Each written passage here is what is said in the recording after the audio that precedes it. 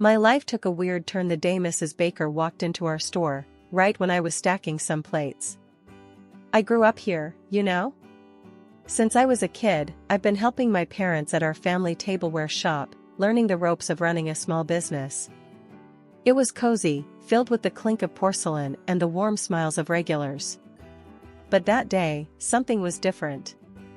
"Emma," my dad called out from behind the counter, waving me over. Mrs. Baker, the owner of the bakery next door, was with him, a stern look on her face that didn't match her usual cheery public persona. I wiped my hands on my apron and approached them. "What's up, Dad?" "Mrs. Baker here has a proposal," Dad said, shooting a glance that seemed a mix of confusion and curiosity. She didn't waste any time. "Emma, I've been talking to your father about a potential partnership between our two businesses." I raised an eyebrow, crossing my arms.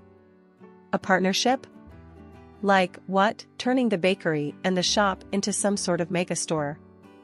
"Exactly," she nodded sharply. "And there's more. I think it would be a good idea if you and my son, Michael, got to know each other better." I choked on my own breath. "Wait, what? Michael? Why?" "It's simple," she snapped, her voice firm, almost commanding. "Michael and you getting together would make this business merger smooth." "It makes sense, Emma. Think about the potential." I looked over at Dad, who seemed just as stunned but intrigued. "You're talking about a marriage merger? Like in the movies?" "Yeah," Mrs. Baker continued. "It's all for the business, sweetheart. You two could be a power couple, the face of a new joint venture. It's practical." Dad nudged me gently. "Emma, just meet him. No harm in that, right?" I sighed, looking from my dad's hopeful face to Mrs. Baker's stern one. "Fine. I'll meet him. But I'm not promising anything more than that." "Good," Mrs. Baker smiled, her expression softening just a bit. "He's coming by tomorrow. You'll see, it might work out." The next day, true to her word, Michael came into the shop. He was taller than I expected, with a kind smile and a way of moving that was confident but not overbearing. We talked over coffee, surrounded by the clinks of our store, and I had to admit, he was nothing like his mother, polite, funny, and surprisingly down to earth. "So, your mom tells me we're supposed to save the family businesses by getting hitched?" I joked, trying to keep the mood light. He laughed, a genuine, hearty sound. "Yeah, she has a way of putting things, doesn't she? Look, I know this is weird, but I think we could make a good team, in business at least." I found myself nodding, more taken with him than I wanted to admit. "Maybe. If the business side of things works out." As he left, I couldn't shake the feeling that this crazy idea might just work, or at the very least, it wouldn't be boring. Marrying Michael had felt like stepping into a whirlwind. Before I knew it, our businesses were smashed together into one big store. It sounded good on paper, but living it was another story. Mrs. Baker had her fingers in every pie, literally and figuratively. It wasn't long before she started calling the shots at the store, her store now, I guess. One Monday morning, I was setting up the display when Mrs. Baker stomped in, her heels clicking loudly against the tile floor. "Emma, those plates go in the back. The front is for the pastries now," she barked, not even a good morning. I bit back my irritation. "Sure, Mrs. Baker. I'll move them. And call me Janice, we're family now," she said, but it sounded less like a warm invitation and more like a command. I shuffled the plates to the back, muttering under my breath. The change was more than just physical space, it was in everything. I wasn't just selling tableware now. I was up to my elbows in flour and sugar, helping with the pastries when the baker called in sick, which seemed to happen more than it should. One afternoon, while I was wiping down tables, Michael came over, a rare sight since he mostly handled the bakery's supply side. "How's it going, Em?" he asked, leaning on a clean table. I shrugged, keeping it cool. "Just peachy. I never imagined I'd know so much about pastries." He chuckled, scratching his neck. "Yeah, Mom can be a bit much." But she knows the business, you know? I nodded, though I didn't completely agree. Sure, she knows her stuff. But I feel more like I'm just another one of her employees, not a partner. Michael frowned slightly. It's just the way she does things, Em. Give it time, she'll ease up. I doubted that, but changed the subject. We talked a bit more about some minor tweaks to the menu before he was called away. Things didn't ease up. If anything, they got tighter. I found myself staying later, cleaning up after closing, something I never had to worry about before. One evening, I was finishing up, and Mrs. Baker was counting the day's earnings, her lips a thin line. You missed a spot on the counter, Emma. And make sure those trays are spotless, she ordered without looking up from her papers. I cleaned the spot she mentioned, my hands moving automatically. Janice, I was thinking, maybe we could try some new designs for the tableware, to match the pastries? She barely glanced at me. No need. The current ones sell fine. Focus on what's selling, Emma. That's the bottom line. Her words stung a bit. I was used to having ideas, being part of decisions. Now, it felt like I was just here to follow orders. I missed the old days, the old store, my old life. Moving in with my husband's parents wasn't my idea of a perfect setup, but Janice insisted it made sense. Why waste money on rent when you can live here and help out more at the store? She had said. Her house was just a short walk from our joint business, making it all too easy for me to spend most of my waking hours there. At first, things seemed okay. The bakery and store were booming, and revenue was up. I was busy, sure, but it felt like we were all pulling together for a common cause. That was until I realized the price I was paying. I had to drop out of college. You won't need a degree to sell plates and pastries, Janice told me, dismissing my dreams as if they were crumbs on the table. One chilly morning, as I was arranging a new batch of ceramic teapots that had just arrived, Janice marched in, her eyes scanning the store like a general assessing their troops. Emma, why are these teapots here? I told you, the new pastry display goes in this section, she said, her voice sharp, cutting through the morning calm. I sighed, pushing down the irritation bubbling inside me. Sorry, Janice. I thought they'd catch more eyes here. I'll move them. She watched me, her arms crossed. Look, Emma, I appreciate your ideas, but we need to focus on what sells. Pastries are selling, not these fancy teapots. I moved the teapots to the back, feeling a sting of frustration. It was becoming clear that my role here was more about following orders than bringing any of my own ideas to the table. Later that day, Dad came by the store. It was becoming a rare occurrence. He looked around quietly, a somber look on his face. We found a quiet corner, and I asked him straight up, Dad, why don't you come by much anymore? He sighed, looking tired. Emma, things have changed. Janice has, well, she's taken over completely. I'm just in the way here. I frowned, confused and a bit angry. But it's our store too. Can't you talk to her? Dad shook his head. It's not that simple. The contract we signed. I didn't look at it close enough. It's all tilted in her favor. I'm basically out of the loop. I clenched my fists, feeling betrayed. That's not fair, Dad. We should do something about it. He patted my shoulder, trying to smile. It's business, Emma. I guess I just got outplayed. Just try to get along, okay? I nodded, though resentment simmered inside me. After Dad left, I went back to work, my thoughts chaotic with anger and helplessness. A few days later, Janice caught me rearranging some of the displays to make room for new stock. Emma, what are you doing? I didn't approve this change, she snapped, her eyes narrowing. I stood my ground this time. Janice, we need to make room for new stock. These items aren't selling. We can't just push pastries, people come here for variety. She stepped closer, her voice low and harsh. Listen here, I know what I'm doing. This isn't some little game, Emma. It's a business. My business now. You do well to remember that. Her words hit hard, and I was left speechless as she walked away, leaving me to stew in my frustration. When the pandemic hit, it threw everyone into chaos, our store included. Sales nosedived as lockdowns kept our regulars tucked away at home. I remember standing in the middle of the eerily quiet store, feeling the weight of impending doom. It was clear we had to pivot, and fast, or we'd be another casualty of the crisis. One morning, I approached Janice, who was busy flipping through inventory lists that looked more depressing by the day. "Janice, we should take the store online," I suggested, trying to sound as confident as possible. "We can set up a delivery system. It might help us keep going until all this blows over." She looked up, skeptical. "Online, huh? And who's going to set that up? You?" "Yes, me.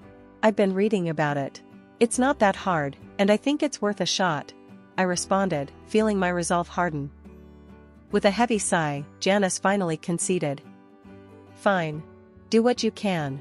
But this better work, Emma." I threw myself into the project, learning everything from website design to logistics. Surprisingly, or maybe not, the online shift was a hit. Orders started rolling in, and it wasn't long before we were busier than we had been in months. I managed everything, from updating the website daily to coordinating with couriers, and it felt good to be proactive, to steer the ship through stormy waters. As the pandemic waned and life slowly edged back to normal, I had a new idea. "Janice, why don't we keep focusing on online sales and individual orders? It could be a new direction for us," I proposed one evening as we were tallying up the day's sales, which had shown a promising upturn thanks to the online orders. Janice didn't even look up from the books. "No, Emma. We're going back to how things were. That's enough of this online nonsense." It was a temporary fix, not a new business model.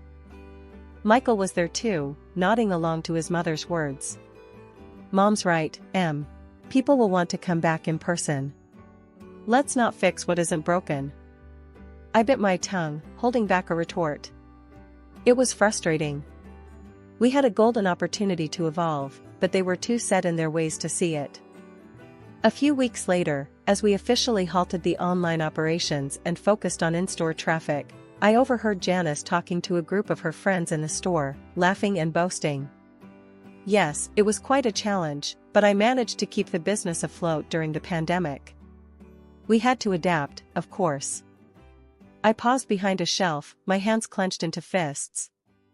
The nerve of her, taking credit for my sleepless nights, my ideas, my hard work. It stung, but I swallowed my anger. Arguing wouldn't change her attitude, and it wasn't worth the drama. It was a gloomy Tuesday, rain pelting down so hard it drummed against the store windows like 1,000 tiny drums.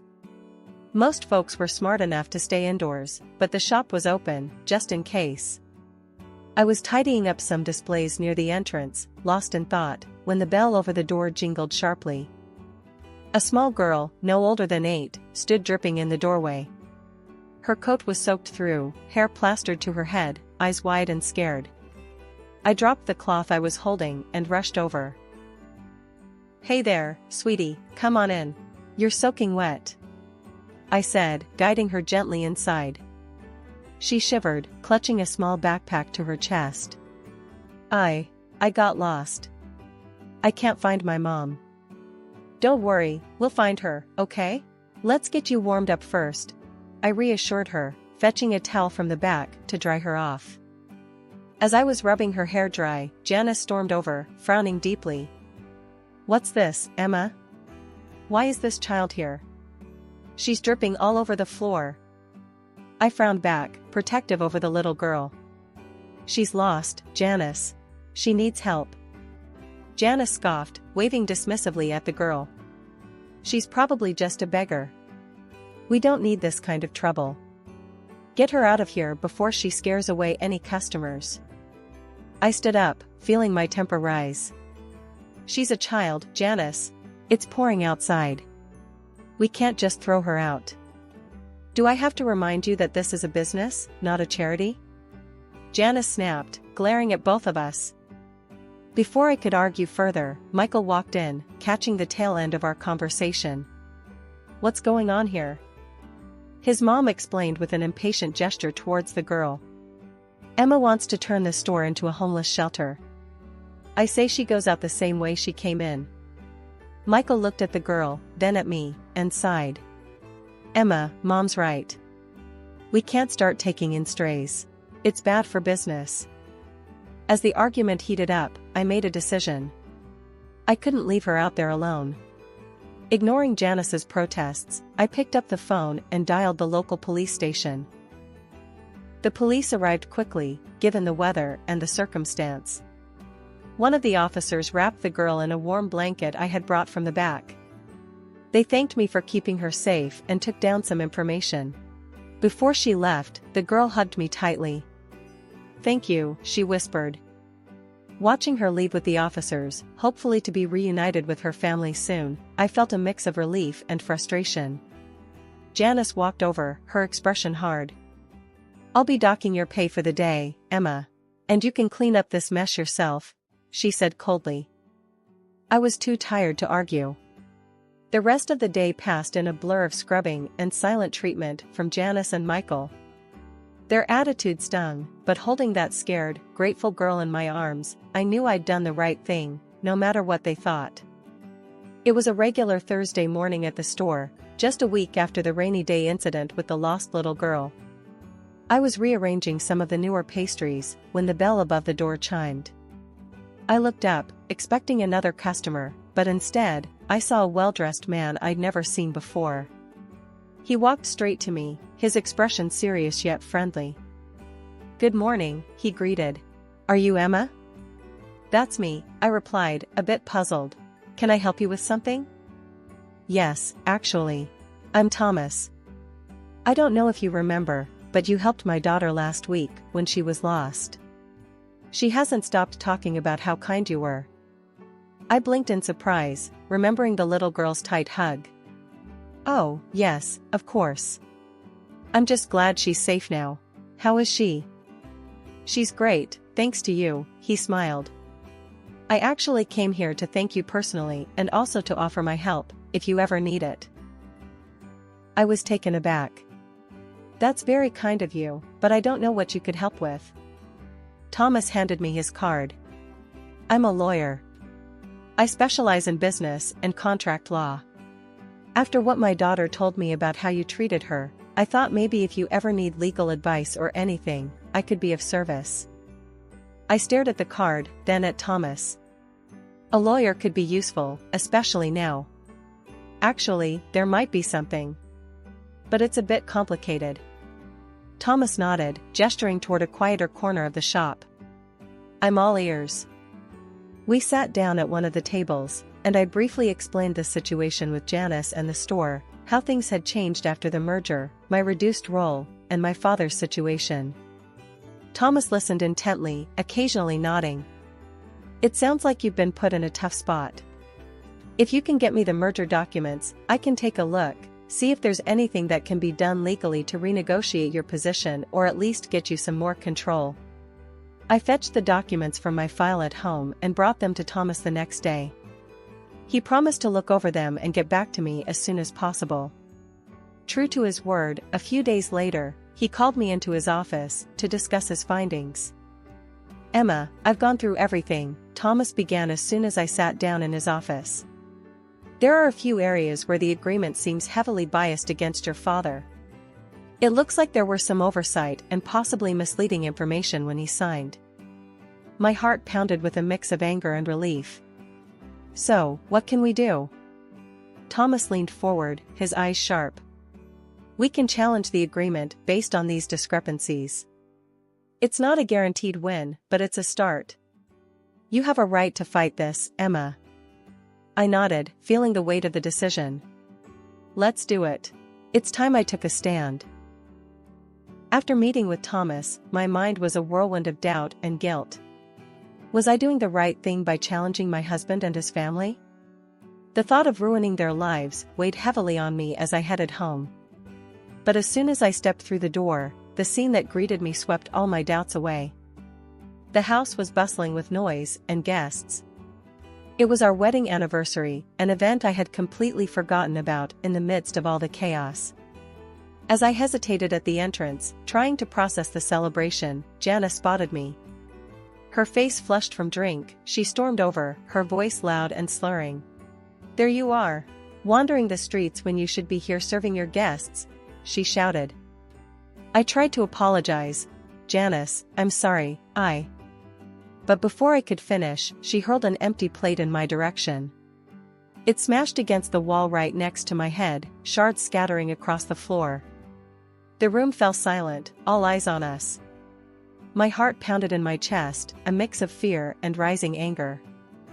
Then Michael staggered over, wine glass in hand. He sloshed the contents onto my hands and blouse. "Clean yourself up, you're a mess," he slurred, chuckling. Janice joined in the laughter, and a few of the guests murmured uncomfortably, not sure how to react. That was the last straw. I felt something inside me snap, the last thread of tolerance for this life I was living. I straightened up, wiping my hands on my skirt, my voice steady and loud. "Enough," I declared, silencing the room. "I've been to a lawyer, and I'm filing for a divorce." The shock was palpable. Michael and Janice froze, their smiles fading. "Who do you think you are?" Janice hissed, stepping closer. "I am someone who no longer accepts being treated this way," I continued, my voice clear and confident despite the trembling in my knees. "I am protesting the merger agreement. There has been fraud, and I've already sent the documents to the authorities and the court." I could see the fear flicker in Janice's eyes, her tipsy bravado slipping. "You can't do this to us," she stammered. "I also intend to seek financial compensation for all the abuse," I added, not letting her interrupt. I turned, heading upstairs to pack my things. Behind me, I could hear Janice scrambling after me, her tone suddenly changing to one of desperation. "Emma, please, let's talk about this. We can sort something out." I stopped at the top of the stairs, facing her one last time. Pulling out Thomas's business card, I held it out. "You can discuss it with my lawyer. From now on, that's how we communicate." Packing my bag was quick, I didn't have much I wanted to take from that house. With every piece of clothing, every personal item, I felt a bit more free. After what felt like an eternity of legal battles and emotional upheaval, the final court hearing was more than just a procedural event, it was the day I reclaimed my life and my family's business. Standing beside Thomas, my lawyer, I watched with a steely resolve as the judge delivered the verdict that would set everything right. "The court finds in favor of the plaintiff," the judge announced, his voice echoing in the silent courtroom. "It is clear from the evidence presented that the defendant engaged in fraudulent activities to secure control of the business. Therefore, the original merger agreement is hereby nullified, and full ownership rights will revert to the plaintiff and her father." Janice, my former mother-in-law, sat stiffly, her face unreadable. Beside her, Michael looked down, unable to meet my gaze. The court also imposed a hefty fine on Janice and ordered her to pay financial compensation, which conveniently matched the value of her shares in our business. It was more than justice, it was poetic. The business that my father and I had built with love and hard work was ours again, and Janice was out, forced to find employment elsewhere due to the financial ruin that her greed had brought upon her. Back at the store, Dad and I wasted no time in making changes. Replacing the generic fittings with our cozy decor, we brought back the community vibe that had defined our place in the neighborhood. As I reintegrated into the day-to-day operations, I also decided to pick up where I had left off with my education. Going back to college felt right. I knew now more than ever how important knowledge and education were, especially if I wanted to take our business to new heights. Life without Michael was strangely liberating. After the divorce, he had pleaded for forgiveness, hoping to salvage our marriage, but too much had happened, and my decision was firm. One day, a familiar face popped into the shop.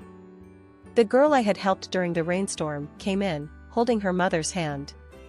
She ran up to me as soon as she saw me, a bright smile on her face.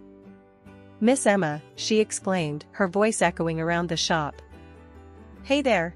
I crouched down to her level. "How are you?" I'm good.